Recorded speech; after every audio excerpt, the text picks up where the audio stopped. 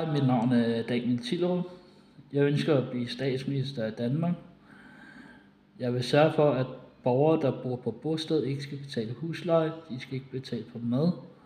De skal heller ikke betale for andre udgifter, såsom rengøring osv., eller el, vand og varme, hvis det er inkluderet i deres betalinger. Alt skal være gratis for dem, så de får mere glæde af deres pension.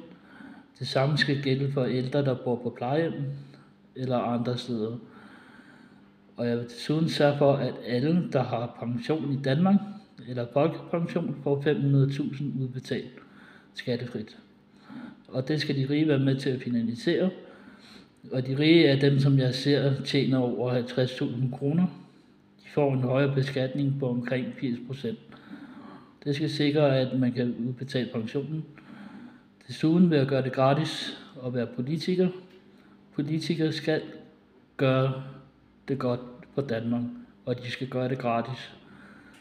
På den måde vil jeg sørge for, at de penge, der normalt går til statsministeren eller andre politikere, også bliver delt ud til udsatte borgere, der har pension blandt andet, og folkepension.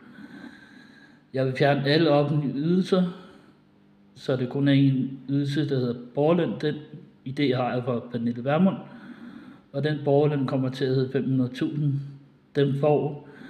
Dem, der får dem, det er dem, som skal have deres kontanthjælp strøget af, eller folk, der har pension eller folkepension. Desuden vil de få en opsparing, der er obligatorisk, på 50.000 kroner om måneden, som de kan udbetale, når de er 80 år gamle, så de eventuelt kan flytte i hus, hvis de ikke har råd til at bo i hus. Hvis man får 500.000 skattefrit, vil der være mulighed for at kunne købe flere ting ind til sig selv, plus at staten vil tjene flere penge på det, ved hjælp af, at borgerlønnen er så høj.